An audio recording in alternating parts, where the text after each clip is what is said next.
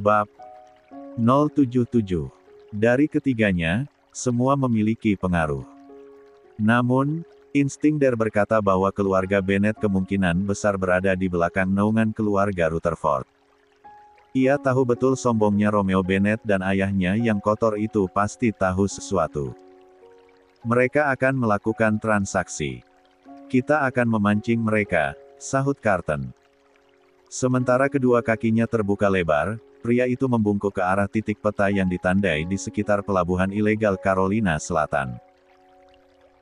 Pukul berapa sekarang? Der bertanya pada asistennya. 9.30, Tuan. Kita pergi sekarang, kata Carton sambil berdiri. Bagaimana dengan alat pengganggu sinyalnya, Sabin? Asisten Der menjawab, bagus, tetapi alat itu tidak akan bertahan lama. Sinyal yang dipancarkan chip di kepala Carton sangat kuat. Aku takut gangguan itu justru merusak chipnya. Jika rusak, chip itu bisa saja meledak, yang artinya kematian. Tidak ada orang yang selamat setelah peluru membuat kepala seseorang meledak, kan? Apa itu membuatmu takut, Carton? Carton yang sudah geram dan sedang memastikan pistol dan pelurunya siap untuk bertempur menoleh dan menatap temannya itu. Aku tidak takut mati. Kau harus menyelesaikan ini tak lebih dari setengah jam. Kita selesaikan dalam 15 menit. Der menyelipkan pistol ke sarung di ban pinggangnya. Kita hanya berdua. Terdengar seperti kau yang takut. Hanya menegaskan. Der menegakkan tubuh, lalu berjalan melewati Carton. Jangan sampai mati. 29. Kau juga. Setelah mengatakannya, mereka masing-masing keluar dari pintu rumah kabin itu dan menghilang di balik bayang-bayang kegelapan. Sabin duduk di tempat semula. Tahu bahwa sebentar lagi Der dan Carton akan kembali hidup-hidup, dengan membawa sekotak sampel obat terlarang jenis baru yang akan menjadi alat transaksi dari orang-orang Meksiko pada keluarga Bennet. Jika obat itu gagal diterima, kemungkinan besar keluarga Bennet akan kehilangan kesempatannya untuk mendapatkan posisi penting di kelompok. Keluarga itu sudah terbukti melakukan transaksi ini untuk Arthur. Carton tahu, karena ia sudah menyelidiki kakeknya selama hampir setahun. Sabin mengawasi monitor, memastikan benda itu menunjukkan tanda-tanda bekerja dengan baik. Di sisi lain, Carton dan Der menaiki speedboat ke titik transaksi akan berlangsung.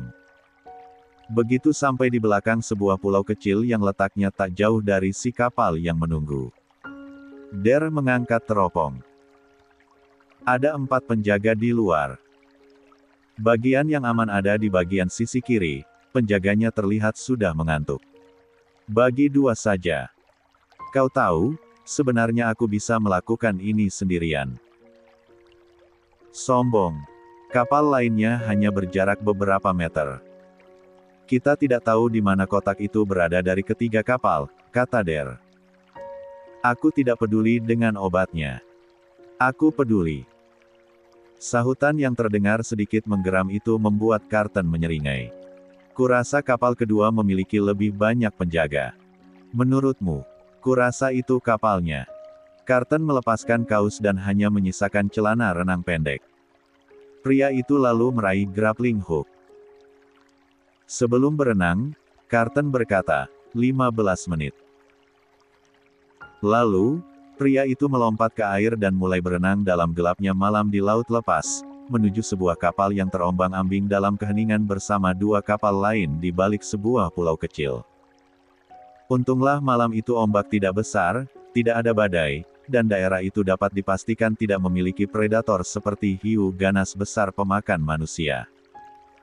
Der memastikan Carton berenang sekitar 10 meter jauhnya. Sial, dia perenang ahli. Der meletakkan teropong dan melepaskan kausnya. Ia memakai pakaian renang di balik sana, lalu meluncur ke dalam air. Di sisi Carton, pria itu menyelam sangat dalam ketika berhasil mendekati kapal tanpa terdeteksi. Ia 30. Berputar ke arah sisi kiri kapal. lalu menembakkan grappling hook dan mengangkat tubuhnya dari air. Dengan cepat ia berhasil meraih seorang penjaga yang lengah, menikam sisi lehernya dan melemparnya ke air. Para penjaga lain langsung menyadari kehadirannya, mereka akan menembak senapan ke arah Carton, tetapi Carton sudah lebih dulu melemparkan belatinya yang menancap tepat sasaran di kepala mereka.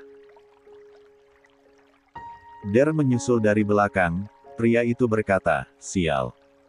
Kau mengatakan akan membagi tugas. Jangan habiskan sendiri. Kau tidak akan kehabisan mangsa, Romanov." Der menyeringai. Lalu, ia dan Carton segera bersembunyi ke balik ruang kendali kapal sebelum mulai menghabisi orang yang datang satu persatu. Misi kali itu bisa dibilang terlalu mudah. Meskipun orang-orang di dalam kapal jumlahnya 10 kali lipat dengan senapan otomatis yang siap digunakan kapan saja. Carton berhasil mendapatkan seorang pria yang menjadi utusan orang Meksiko itu. "Kalian dalam bahaya karena melakukan ini, bos tidak akan suka. Dia akan memburu kalian," katanya dalam bahasa Spanyol yang terbata-bata. "Katakan di mana lagi kalian akan melakukan transaksi barang." Pria itu melotot ke arah Carton. "Persetan denganmu. Cepat katakan." "Fuck you." Menyadari bahwa pria itu tidak tahu apapun soal jadwal transaksi berikutnya, Carton menekan pelatuk, dan pria itu langsung tewas di tempat. Serpihan tulang, otak dan darah menodai bagian dalam kapal itu. "Setidaknya kita mendapatkan kotak itu." Der membuka dan memeriksa isinya. "Lengkap. Kita harus pergi sekarang sebelum bomnya meledak." Maka mereka pun kembali berenang. Saat mereka berada di air, hanya beberapa meter jauhnya, kapal-kapal itu melesak. Carton dan Der menyelam dalam-dalam, mencoba melindungi diri dari ledakan api atau serpihan kapal yang bisa sangat mematikan. Mereka akhirnya berhasil kembali. Carton hanya tergores di bisep dan baru menyadarinya saat ia naik ke kapal mereka. Der membuka kotak itu, sementara Carton mengawasi rombongan speedboat lain mulai mendekati kapal yang terbakar dan mulai tenggelam.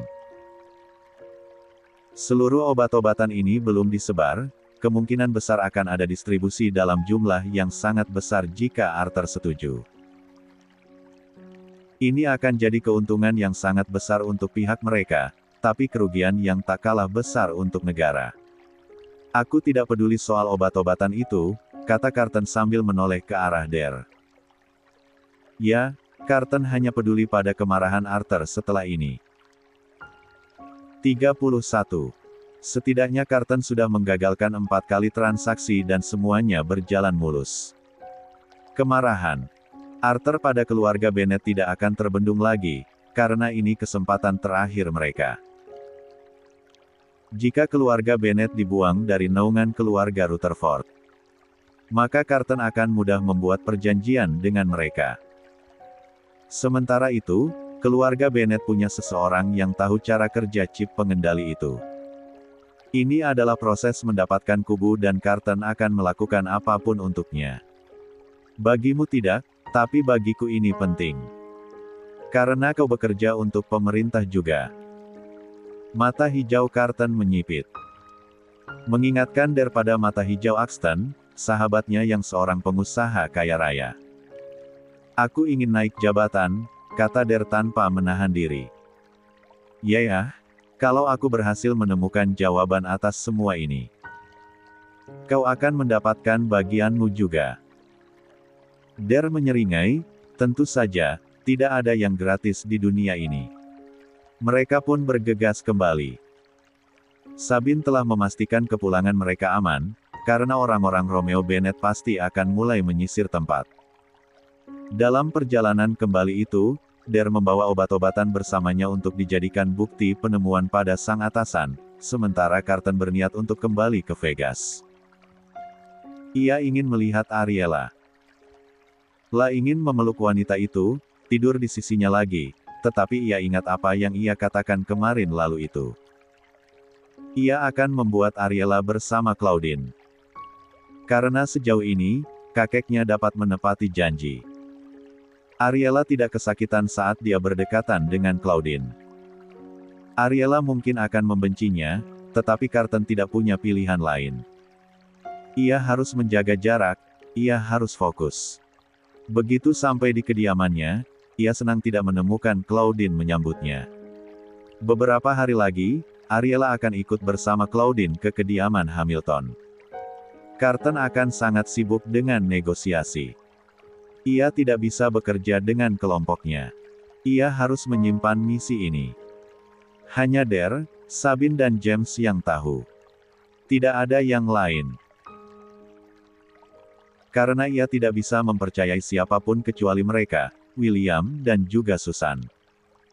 Aku seharusnya memindahkan Ariela bersama Susan, tetapi iblis itu tidak suka Ariela bersamanya. Itu akan berbahaya.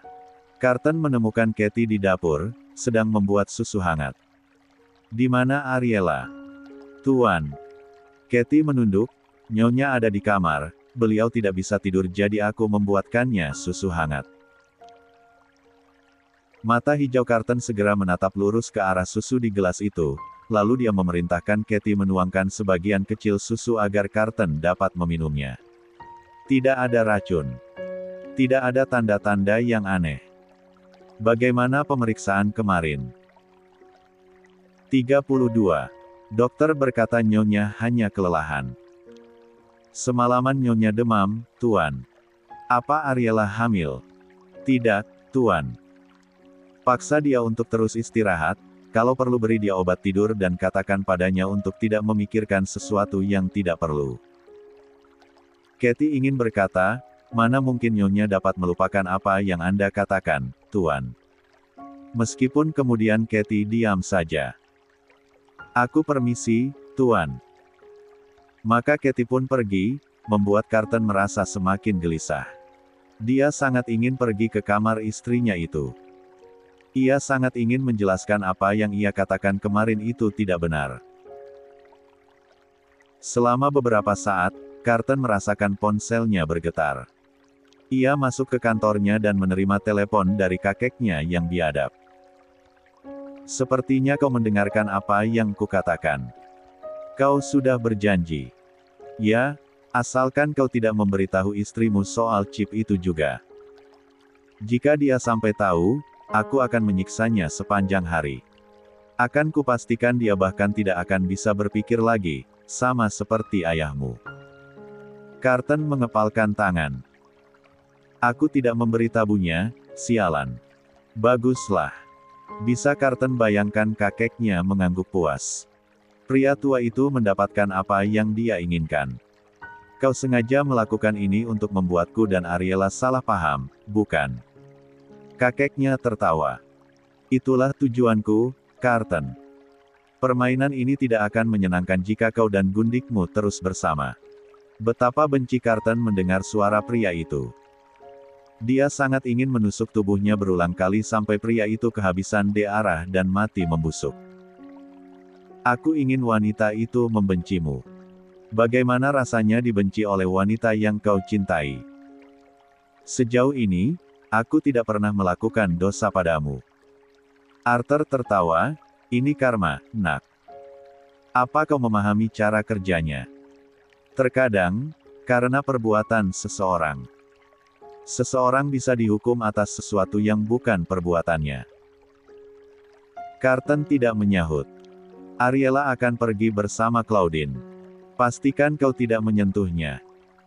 Tentu, itu juga berlaku padamu mulai dari sekarang. Setelah sambungan telepon diputus, Carton duduk dan menyandarkan kepala ke sandaran kursi, sebelum merasakan darah mengalir dari hidungnya. Efek samping dari menggunakan alat pengganggu sinyal cukup keras. Sudah berapa kali Carton mengalami? 33. Mimisan. Mungkin hampir 4 kali, dan semuanya akan mendatangkan rasa sakit yang tak terhingga, sehingga ketika terjangan rasa sakit itu datang, ia mencengkeram sandaran kursi sambil menahan semuanya tanpa mengeluarkan suara sedikit pun. Lihat saja. Saat hari itu tiba, aku akan senang sekali bisa mencabik-cabikmu. Gelap. Tangan itu meraba-raba. Lalu menemukan lampu meja. Saat menekan saklar, matanya dengan cepat menyesuaikan diri. Dinding-dinding melingkupinya. Dinding beton. Terkubur di bawah tanah. Sendirian. John, apa kau masih hidup? Pria itu menyandarkan punggungnya ke sandaran tempat tidur, lalu memejamkan mata. Tidak ada jam, tidak ada kalender. Ia tidak bisa menghitung berapa banyak waktu yang ia habiskan di dalam sana, tetapi ia selalu tahu jika pagi tiba, secercah cahaya berwarna kuning menyusup dari sebuah celah yang entah dari mana itu, ia akan membuat satu coretan di dinding. Untuk menghitung, untuk melihat apakah ia akan segera bebas atau ia akan mati membusuk di sana. Kapan John akan kembali? Dia sudah berjanji akan mengeluarkannya dari sana. Cucuku, kau pasti sudah besar sekarang. 1. Gelap. Tangan itu meraba-raba. Lalu menemukan lampu meja. Saat menekan saklar, matanya dengan cepat menyesuaikan diri. Dinding-dinding melingkupinya. Dinding beton. Terkubur di bawah tanah. Sendirian. John, apa kau masih hidup? Pria itu menyandarkan punggungnya ke sandaran tempat tidur, lalu memejamkan mata. Tidak ada jam, tidak ada kalender. Ia tidak bisa menghitung berapa banyak waktu yang ia habiskan di dalam sana, tetapi ia selalu tahu jika pagi tiba, secercah cahaya berwarna kuning menyusup dari sebuah celah yang entah dari mana itu, ia akan membuat satu coretan di dinding. Untuk menghitung, untuk melihat apakah ia akan segera bebas atau ia akan mati membusuk di sana. Kapan John akan kembali? Dia sudah berjanji akan mengeluarkannya dari sana. Cucuku, kau pasti sudah besar sekarang. 2. Ariela sudah mencoba untuk tidur, tetapi ia tidak bisa melakukannya. Ia sangat gelisah. Ia terus saja memikirkan segala macam hal. Salah satunya adalah perkataan Carton. Ya, jelas lelaki itu menjadi pusat pikirannya saat ini. Kau hanya penghangat di tempat tidurku. Bagaimana bisa Carton mengatakan hal sejahat itu? Kenapa dia melakukannya? Padahal mereka berdua tahu apa yang terjadi di antara mereka bukan hanya sekadar fisik. Ada hal yang lebih dari itu. Sesuatu yang tidak bisa dijelaskan. Jadi hanya kau, Ariela. Hanya kau yang merindukan dan menginginkannya. Air matanya mengintip lagi, tetapi Ariela menahan itu semua. Gelisah. Ia sangat gelisah. Bahkan susu yang dibuatkan Kathy untuknya tidak dapat membantu agar ia bisa tidur. Ia merasa begitu kosong, sedih, kacau. Sisi tempat tidurnya begitu dingin, ia merasa seolah berbaring di suatu tempat yang sangat asing. Jangan, Ariela. Jangan mencarinya. Kepala Ariela berkata demikian, tetapi hatinya terus mendorongnya agar tubuhnya bangkit dari tempat. Tidur. Kathy bilang dia ada di sini. Dia sudah kembali. Aku ingin melihatnya. Hanya melihatnya, tidak ada yang lain. Dengan pasti Ariela meraih kunci cadangan untuk kamar Carton. Berjalan tanpa alas kaki menapaki lantai yang dingin. Tahu-tahu saja ia sudah berdiri di ambang pintu kamar. Saat melintasi lorong, pikiran Ariela berkecambuk. Antara ingin terus berjalan atau berhenti, tetapi percuma saja. Entah ia akan berteriak sekeras mungkin. Ia akan tetap berakhir di sana, berjalan di lorong menuju kamar suaminya. Tap, tap, tap. Kaki Ariela menapaki lantai marmer. Ia terus berjalan dan berjalan sambil menggenggam sebuah kunci. Kau yakin hanya akan melihatnya, Ariela? Kata bisikan di telinganya. Ia bahkan tidak yakin dengan 3. Dirinya sendiri. Ya, aku janji. Aku hanya ingin melihatnya. Maka Ariela pun memasukkan kunci ke lubang pintu, lalu memutarnya. Dalam sekejap, pintu sudah terbuka. Ariela menarik napas dalam-dalam, mencoba mengumpulkan lebih banyak kekuatan dengan itu. Lalu, tangannya memutar gagang pintu, mendorongnya sangat hati-hati. Berharap ia tidak menemukan suaminya di sana bersama seorang wanita. Wanita manapun. Karena ia tidak akan sanggup menghadapinya. Begitu masuk, Ariela menghela napas lega. Syukurlah, Carton sendirian. Pria itu berbaring telungkup, punggung polosnya yang lebar dan kokoh itu bergelombang oleh riak otot-otot yang saling bertonjolan. Pria itu telungkup dengan selimut menutupi sebatas pinggangnya. Ariela berdiri di ambang pintu, lalu menutupnya dengan perlahan.